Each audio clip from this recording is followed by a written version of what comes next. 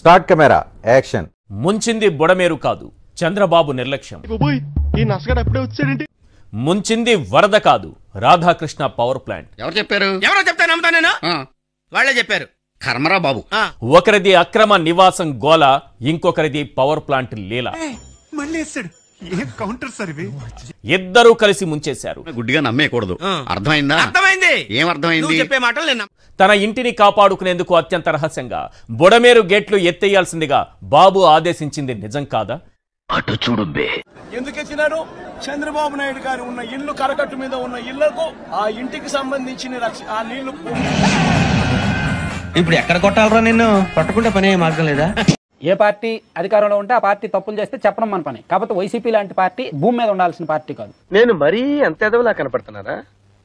ఓ మాదిరిగా కూడా కనపడలేదా? వాళ్ళకు ఒక స్పెషల్ గా ఉండాల్సిన పార్టీ, ఒక స్పెషల్ లోకాన్ని నిత్యానంద్ గారు ఒక లోకం సృష్టించుకున్నారు చూడండి.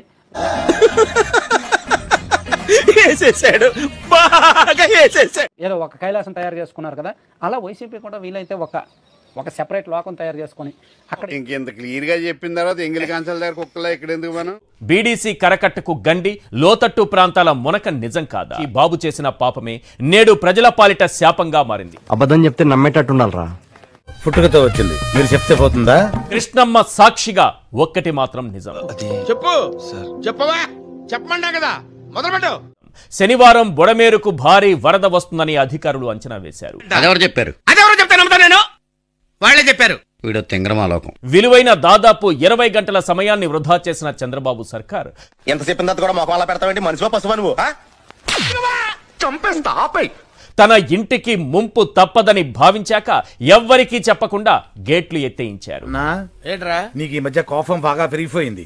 పెద్దోళ్ళని కూడా చూడకుండా తిట్టేస్తున్నావు. ఎప్పుడో ఎవడో ఫేకాడేస్తాడు. నన్నెవడ్రా ఫేకాడేది? నేనే ఆడతా ఫేక. ముంపు ప్రాంత ప్రజలను హెచ్చరించారా లేదా? సురక్షిత ప్రాంతాలకు తరలించారా? లేదు. సైతాన్ వేదాలు వల్లిస్తుందా? గేట్లు ఎత్తాలంటే పాటించాల్సిన ప్రోటోకాల్ ఒక్కటి కూడా పాటించలేదు. 3.5 లక్షల మంది జీవితాలు వరదలో బురదలో కూరుకుపోవడానికి ఆ ఇద్దరే కారకులు. ప్రభుత్వానికి ముందస్తు సమాచారం ఉన్నా కనీస స్పందన లేదని వెలగలేరు డిఈ మాటలతో అది అర్థమైపోయింది. నిజంగా చాలా గొప్ప సిద్ధాంతి. అటు ప్రభుత్వం, ఇటు రాధాకృష్ణ ఇద్దరూ అడ్డంగా బుక్ అయిపోయారు. ఎరా అంతా బానే ఉందా లేక దయ్యం ఏమైనా పట్టిందా? పక్కా ఆధారాలు దొరికినా ఇంకా అదే బుకాయింపు. తమ్ముడు, నీకేదో కిరికిరి పంచేది పెట్టాను సార్ కోరుకున్నట్టున్నది. అదేం జరగదు, దురాశ పడకు, ఊకోయి చాలు. జగనే ముంచేశారంటూ రాధాకృష్ణ తన పత్రికలో రాసుకోవడం అది నిజం సార్. ఒక్క కూడా రాలేదు కదా, కనపడుతుంది కదా. నువ్వు చెప్పేదేంటి? సిగ్గుచేటని 3.5 లక్షల గొంతులు తిట్టిపోస్తున్నాయి. నువ్వు పావలాగా అద్దరుపై చేస్తా చేసిన ఓవరాక్షన్ చాలు. మీరు మీ చంద్రబాబు సేఫ్, మరి మా సంగతి ఏంటని ఆ 3.5 లక్షల మంది ప్రజలు ప్రశ్నిస్తున్నారు. నీలాంటి యూస్లెస్ ఫెలో తప్ప ఎవడు అలాంటి మాట? మీ ఇద్దరి పాపం మాకు శాపమైంది, అవునా కాదా? ఇద్దరూ సమాధానం చెప్పాలని నిలదీస్తున్నారు. చెప్తున్నా నీకు ఓపెన్ చెప్తున్నా కదా, నీ ఉద్దేశం నాకు అర్థమైతా ఉంది. నువ్వు ఎందుకు మాట్లాడుతున్నా నాకు తెలుస్తా ఉంది. ఇంకా నడుములోతు నీళ్లలో బురదలో కూరుకుపోయిన బాధితులు అడుగుతున్నటువంటి ఈ నీ ఫీలింగ్స్ అని చెప్పారని బయట ఉంటాను అంతే తప్ప రాష్ట్రంలో నాకు మీ పార్టీ మీద ద్వేషం లేదు, కానీ మీరు చేస్తున్న రాజకీయాలంటే కంపరం పడుతుంది. కరెక్ట్, ఇది కరెక్ట్ గా చెప్పేవయ్యా. విజయవాడ వరదలు వచ్చి జనం బాధలో ఉంటే మీరు రాజధాని మీద విష ప్రచారం చేస్తున్నారు. అంటే అది నాకు నచ్చలేదు, అందుకే నేను ఇలా మాట్లాడుతున్నా. ఎవరి మనోభావాలైనా దెబ్బతిని ఉంటే సారీ. తిట్టాల్సినవన్నీ తిట్టారుగా, ఇంక రెస్పెక్ట్ ఎందుకులేండి. కానీ మీరు అలా చేయడం తప్పు.